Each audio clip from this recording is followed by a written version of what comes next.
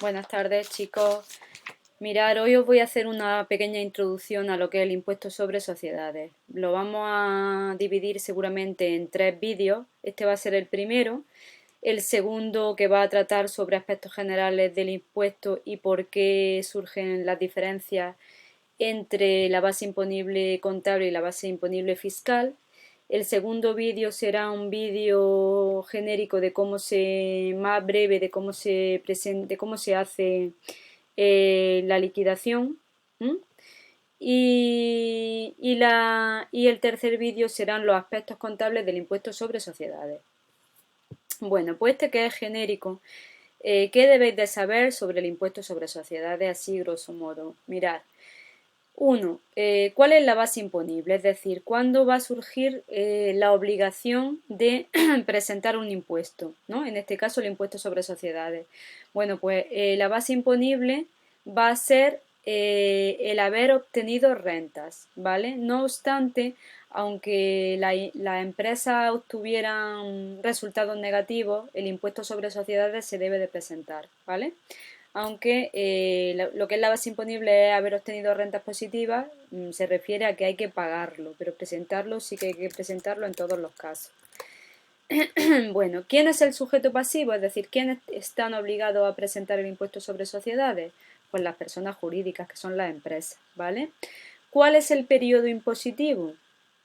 Es decir, ¿qué vamos a tener en cuenta para el cálculo? Pues un ejercicio económico que va a ir desde el 1 de enero hasta el 31 de diciembre.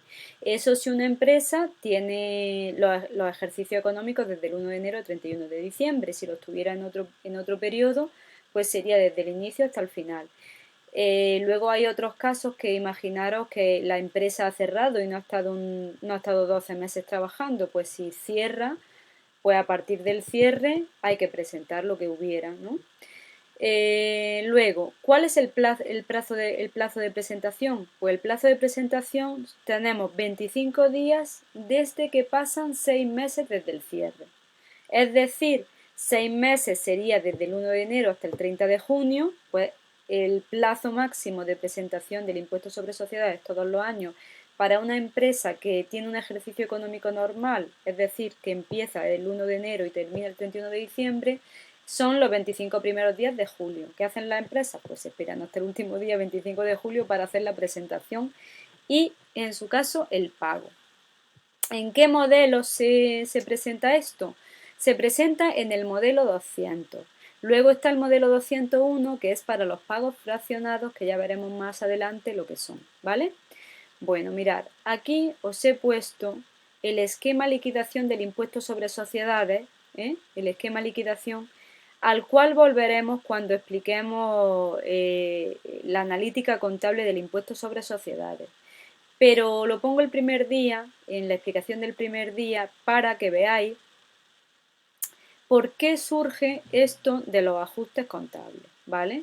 Esto surge porque la normativa contable y la normativa fiscal no se ponen de acuerdo en sus legislaciones. Es decir, lo que el Plan General Contable dice que es un gasto, muchas veces la ley del impuesto sobre sociedades nos dice que no es un gasto. ¿En qué va a afectar esto a la hora de la presentación del impuesto sobre sociedades? Pues muy fácil. Si yo he puesto en mi contabilidad un gasto que el impuesto sobre sociedades dice que no es un gasto, pues tengo que quitarlo a la hora de hacer el cálculo de lo que tengo yo que pagar por el impuesto sobre sociedades, porque el impuesto sobre sociedades me dice que ese gasto, por ejemplo, no sirve. Entonces hay que quitarlo o ponerlo. Un gasto que no se haya puesto y que el impuesto sobre sociedades, la ley, el texto refundido del impuesto sobre sociedades nos dice que sí hay que ponerlo, ¿vale? Entonces existe un esquema para cuadrar esas dos bases imponibles, la de la contable y llegar a la fiscal. Es esta. Resultado contable es igual a ingresos menos gastos. Aquí vamos a hacerle los ajustes positivos o negativos al resultado contable según la normativa, es decir, lo que he dicho antes, cosas que no me dejan o que sí me dejan meter. Si tuviéramos resultados negativos de ejercicios anteriores, habría que restarlos aquí, compensación de base imponible negativa, que esto nos viene muy bien en el sentido de que imaginaros que un año damos beneficios, pero teníamos pérdidas de ejercicios anteriores, pues a lo mejor no nos toca pagar, porque se pueden compensar las bases imponibles negativas, como veis aquí, ¿vale? Bueno, pues esto da igual a la base imponible del impuesto, según el artículo 10 del texto refundido de la Ley de del impuesto sobre sociedades. Cuando tenemos esa base imponible se multiplica por el tipo impositivo. Los tipos impositivos del impuesto sobre sociedades es algo que van cambiando según las normativas que se van actualizando del impuesto sobre sociedades.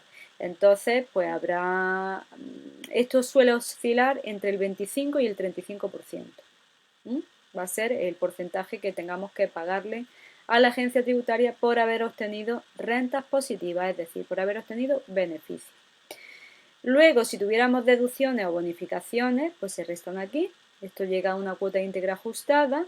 Si tuviéramos deducciones a su vez por inversiones e incentivos, lo restaríamos aquí. Todo esto nos lo tendrían que dar los ejercicios, no os preocupéis. Lo que más tenemos que prestar atención, porque todos estos datos últimos nos los dan los enunciados, es en esto. En esto sí tenemos que tener cuidado porque lo tenemos que calcular. Nos darán un resultado contable, nos dirán una serie de historias y nosotros tendremos que ver si eso hay que restarlo, hay que dejarlo o es fiscalmente deducible o no.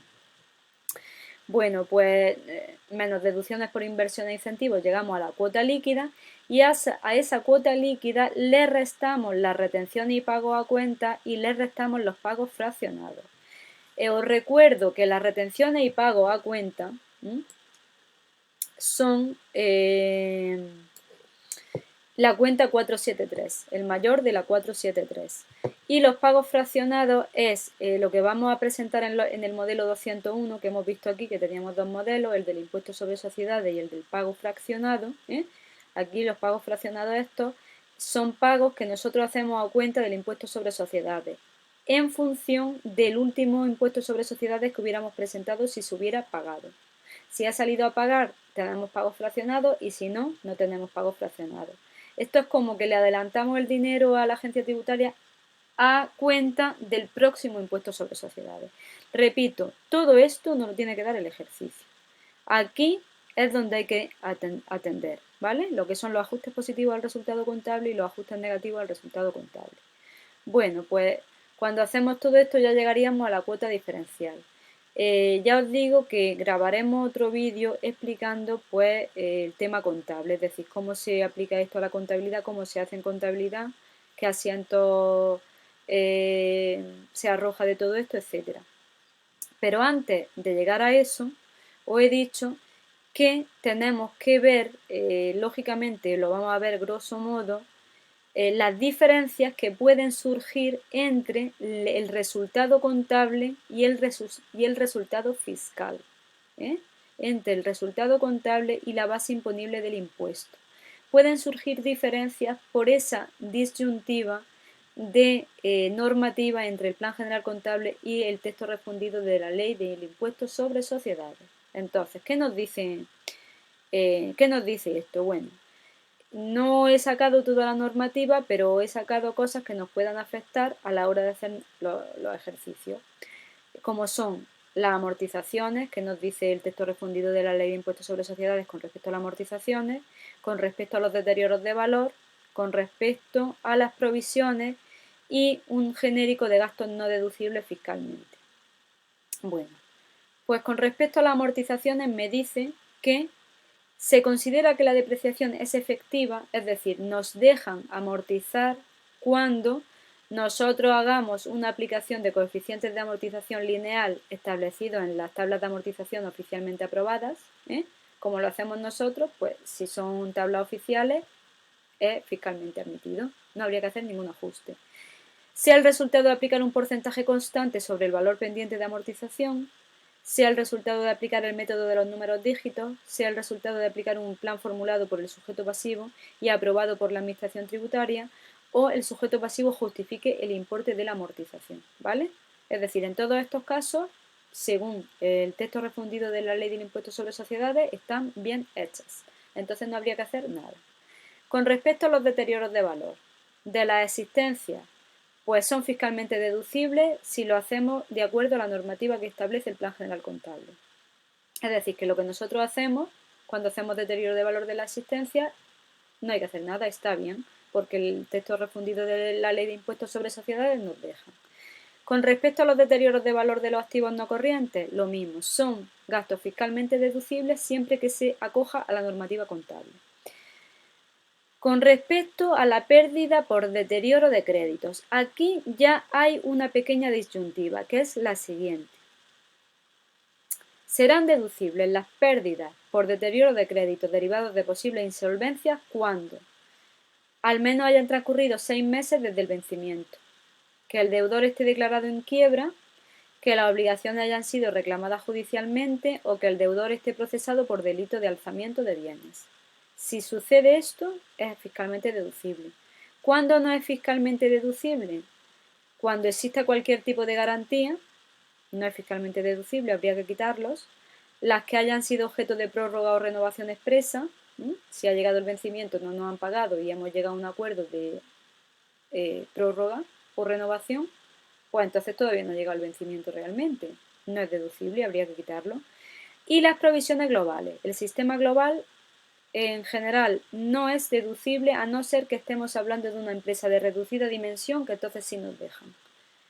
Con respecto a las provisiones, no serán deducibles las provisiones de manera general, excepto las relativas a responsabilidades medioambientales y las relativas al riesgo de devoluciones de ventas.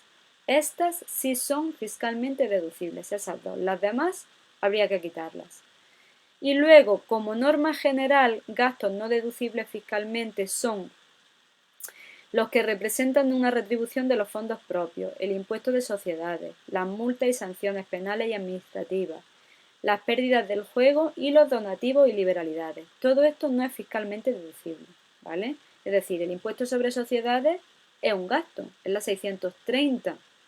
Pero vamos a ver, no podemos tenerla en cuenta a la hora de hacer el cálculo del propio impuesto sobre sociedades, porque entonces sería una doble imposición. Por eso el impuesto se calcula lo que es la cuota antes, con la base imponible antes de impuestos, ¿vale? Las multas y todo eso, pues hay que quitarlas porque no son fiscalmente deducibles. Con respecto a lo que os acabo de decir, os he planteado aquí dos ejercicios muy sencillos.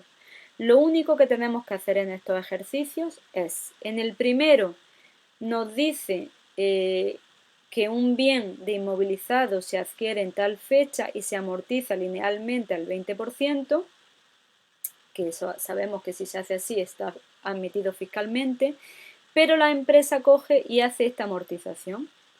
Pues lo que me tenéis que decir es, cada año, si surgen diferencias con respecto a lo que se tendría que haber hecho según la lineal, y decirme si son diferencias positivas o negativas. Solamente eso, es decir, ponerme qué cuota de amortización corresponde a cada año y decirme si son diferencias positivas o negativas. Recordar que si nosotros estamos poniendo más gasto al hacer el ajuste, es una diferencia negativa. Y si estamos quitando gasto, es una diferencia positiva. Ya entraremos en más detalle más adelante.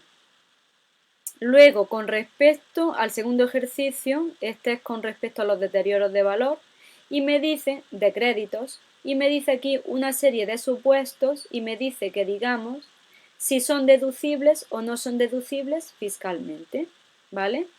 Bueno, pues esta es la primera clase sobre el impuesto sobre sociedades. Espero que estéis bien. Un saludo.